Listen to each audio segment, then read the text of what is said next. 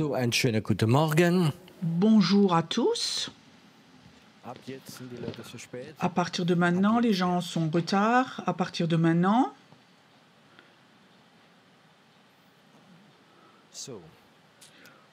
Ok. Donc, je vais maintenant vous dire quelque chose. Certains vont être choqués. Il y a deux sortes de chrétiens nés de nouveau.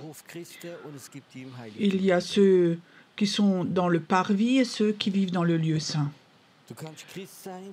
Tu peux être chrétien, 20 ans, 30 ans, vivre dans le parvis. Tu es né de nouveau, enfant de Dieu, tu lis la Bible, tu pries.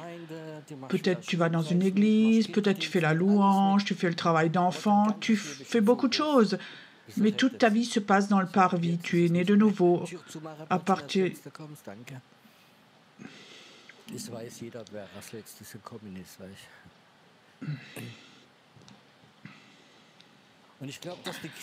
Je crois que les chrétiens, ils ne remarquent même plus. Et dans le parvis même, on sent l'onction, on fait tout ce qui est chrétien, c'est fantastique.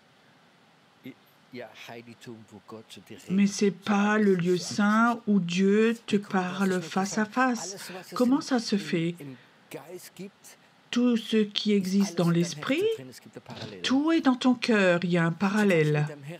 Ça veut dire, dans ton cœur, il y a un parvis, et dans ton cœur, il y a le lieu très saint. C'est quoi le parvis? Le parvis, pour moi, c'est ton âme, ton intelligence, tes sentiments, ton savoir. Ça, c'est le parvis. Beaucoup de chrétiens vivent là-dedans, sont satisfaits. Et il y a aussi quelque chose de plus profond, et moi j'appelle ça le cœur. La majorité des chrétiens ne savent même pas ce que c'est le cœur. Le cœur est le centre où Dieu habite, où Jésus habite en toi. Et ça, c'est tout au fond de toi.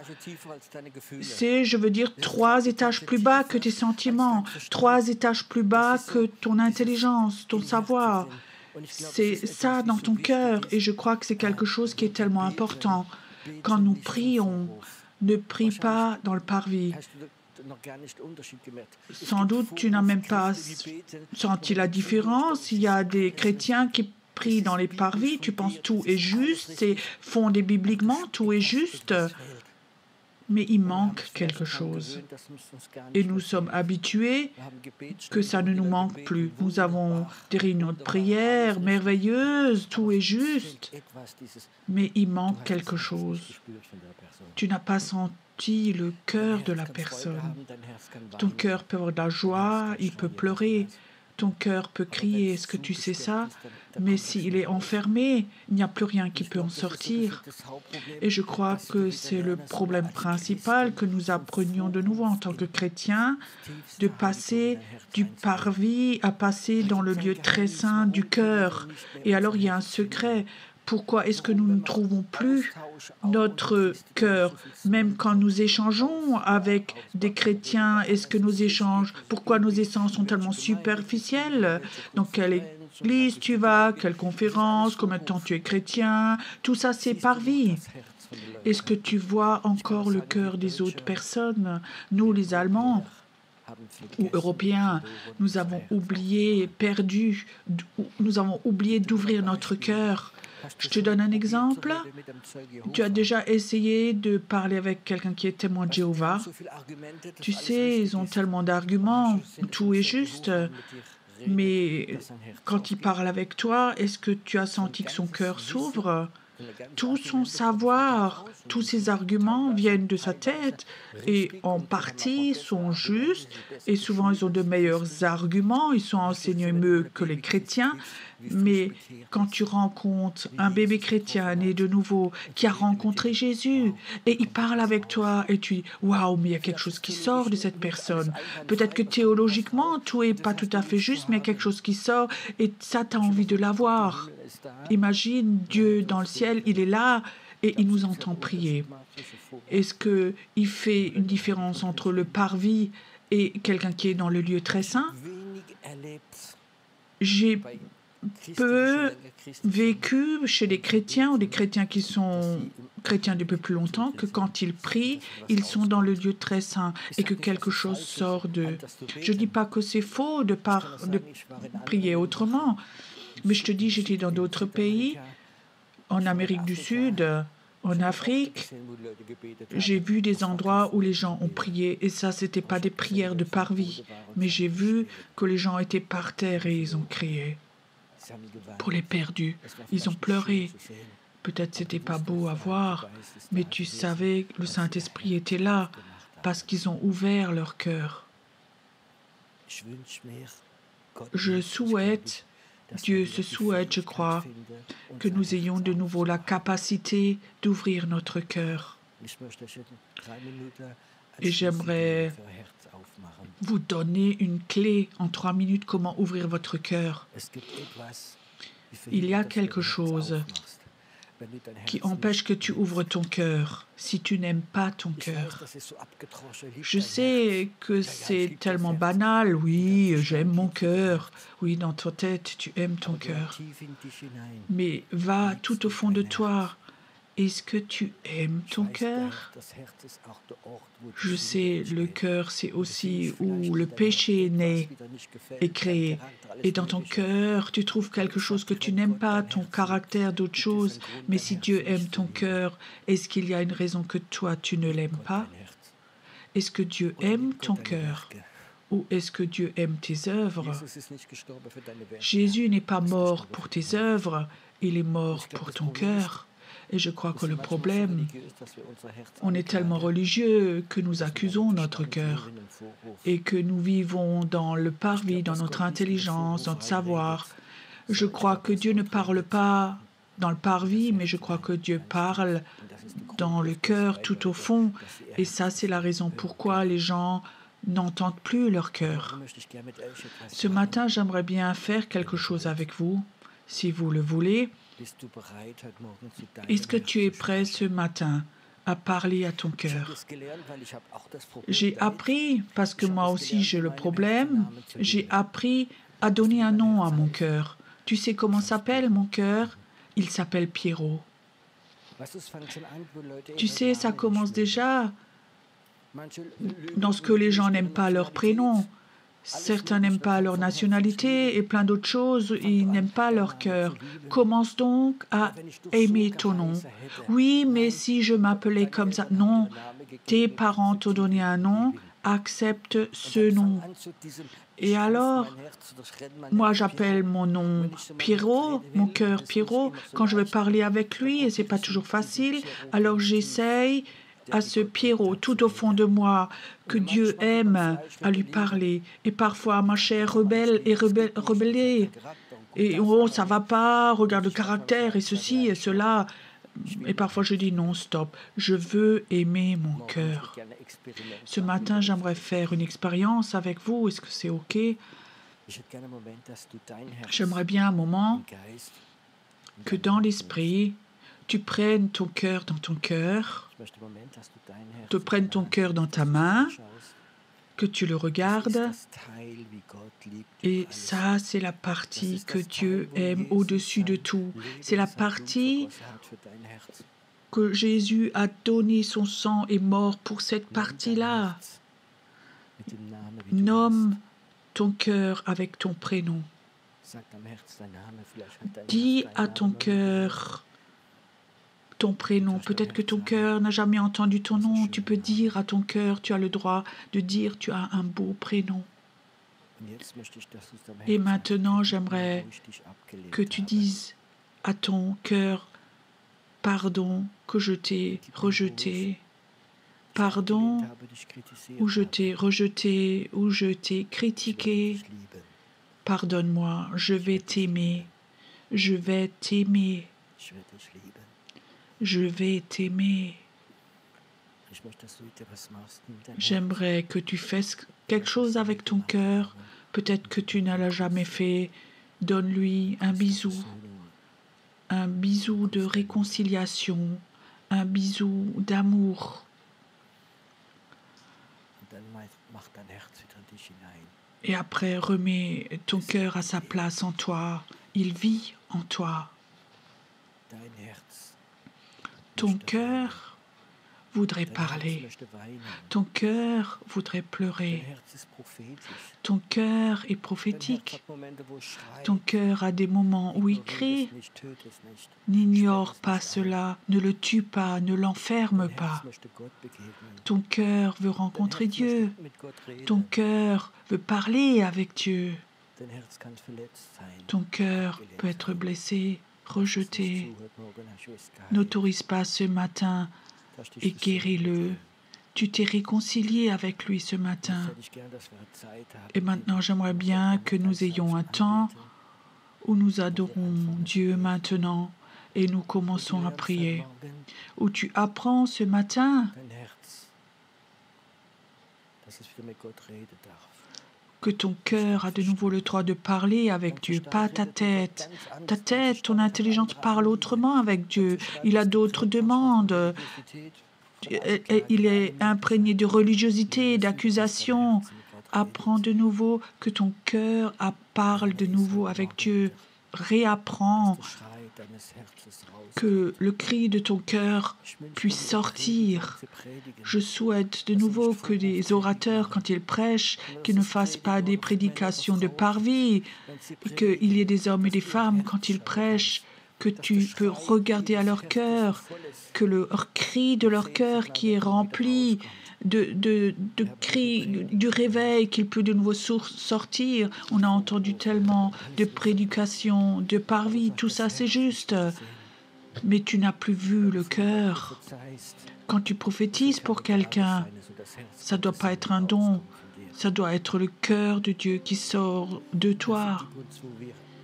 Père, pardonne-nous où nous avons tous servi dans nos ministères, où nous avons servi dans les ministères, dans le parvis, et les gens l'ont senti. L'Église a eu des manques. Jésus, j'ai vraiment ce désir que l'Église soit une communauté qui ouvre de nouveau son cœur, où la guérison coule, où l'amour coule, qui prie pour que le ciel s'ouvre, que le réveil puisse descendre, que quand nous prions, que nous ayons une douleur pour les perdus, pour la volonté de Dieu, pas pour notre volonté, mais pour la volonté de Dieu. Merci Seigneur que tu fais ça maintenant. Inspire, voire profondément encore. C'est comme si quelque chose s'ouvrait en toi. Une autre dimension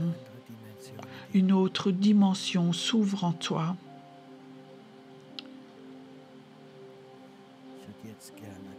Maintenant, j'aimerais que nous ayons encore un temps où nous prions de notre cœur.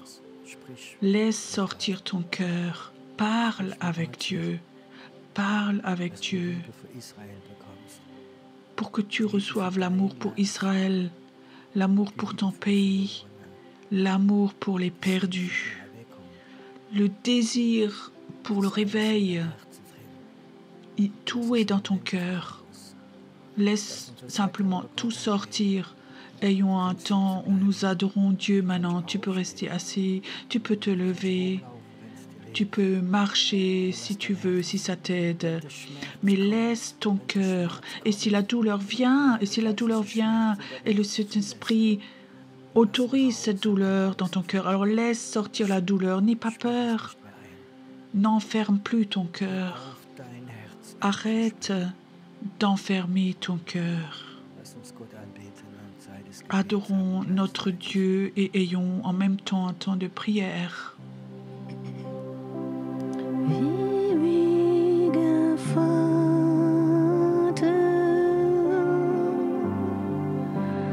Herrscher und König,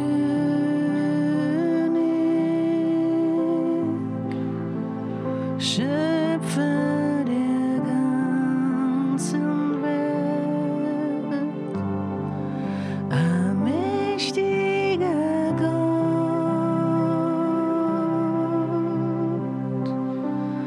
du bist der Heilige, vollkommen reine,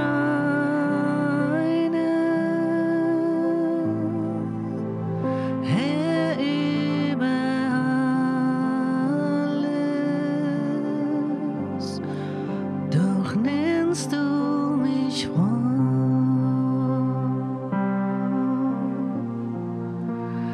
Ewiger Vater,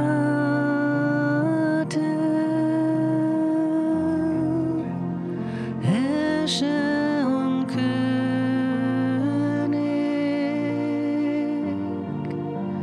Schöpfer der ganzen Welt, allmächtiger Gott,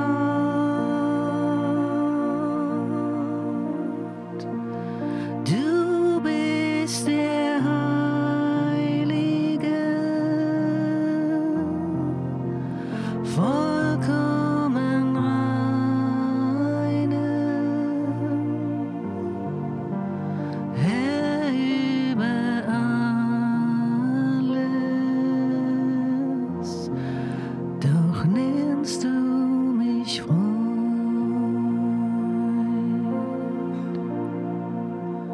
Ewiger Vater,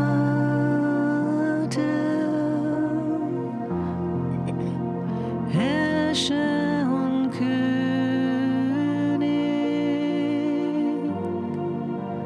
Schöpfer der ganzen Welt, allmächtiger Gott,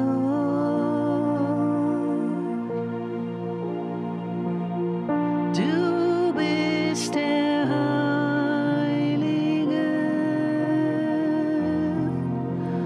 vollkommen reine, Herr über alles, und doch nennst du mich Freund. O ewiger Vater,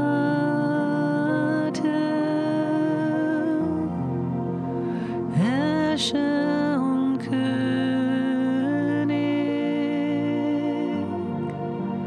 Schöpfer der ganzen Welt, allmächtiger Gott,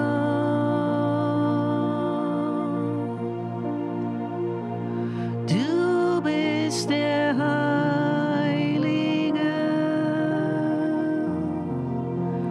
vollkommen reine,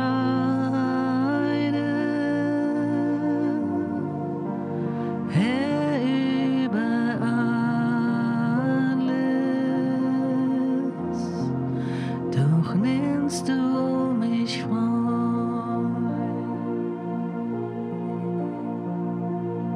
Du bist der Heilige, vollkommen reine, Herr über alles, doch nennst du mich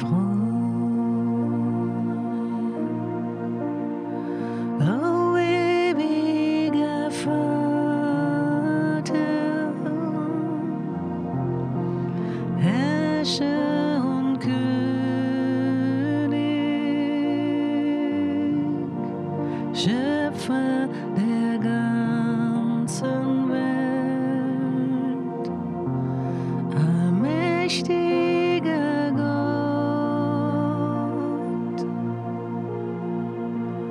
du bist der Heilige,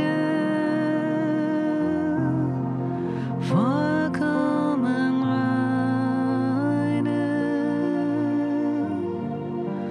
Herr über alles,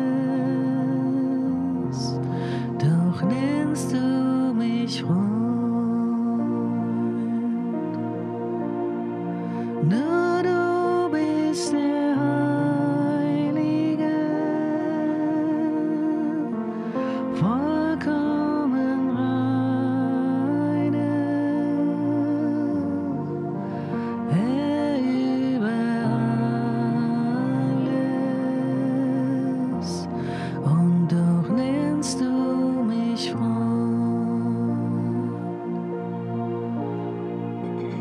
Du bist der Heilige,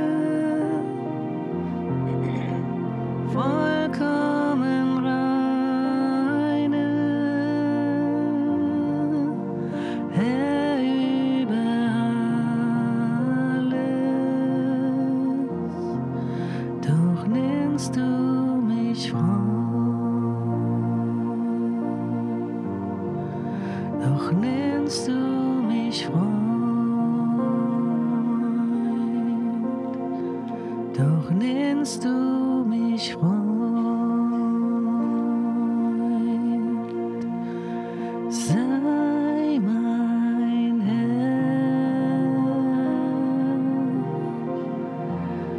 mächtiger Gott, sei mein Herr, sei mein Herr, mächtiger Gott, sei mein Herr. Ergreife du mein Herz,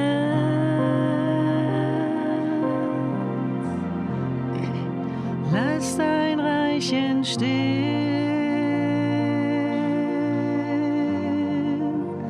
bau dort deinen Thron,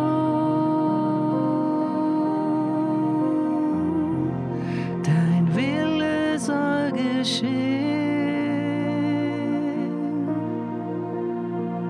Ergreife du mein Herz,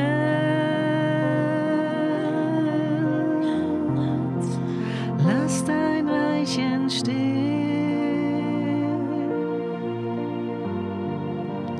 bau dort deinen Thron, dein Wille soll geschehen.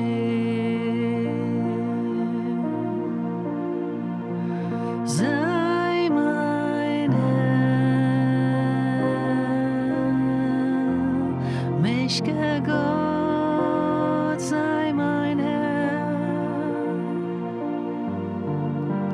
sei mein Herr, mächtiger Gott, sei mein Herr.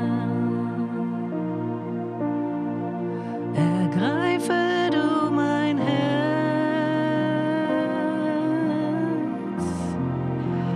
lass dein Reich entstehen,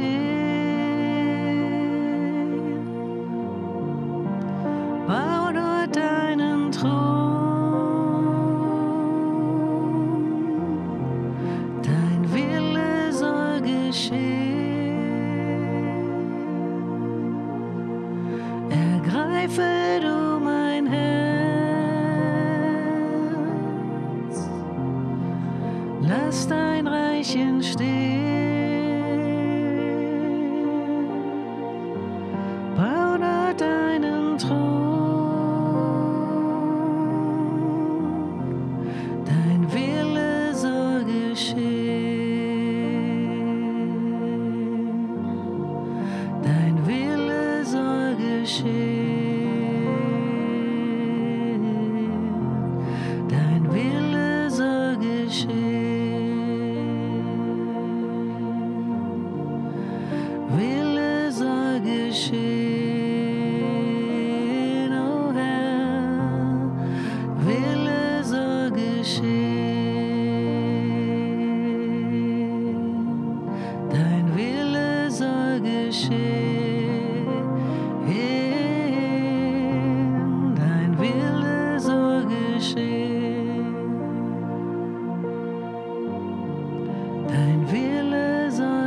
geschehen,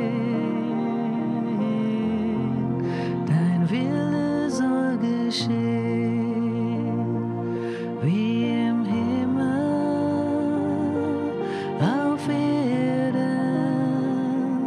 in Israel, im Himmel, auf Erden, in Israel, dein Wille soll geschehen, dein Wille soll geschehen, im Himmel wie auf Erden wie im Himmel, auf Erden wie im Himmel, auf Erden wie im Himmel, so auch in Israel,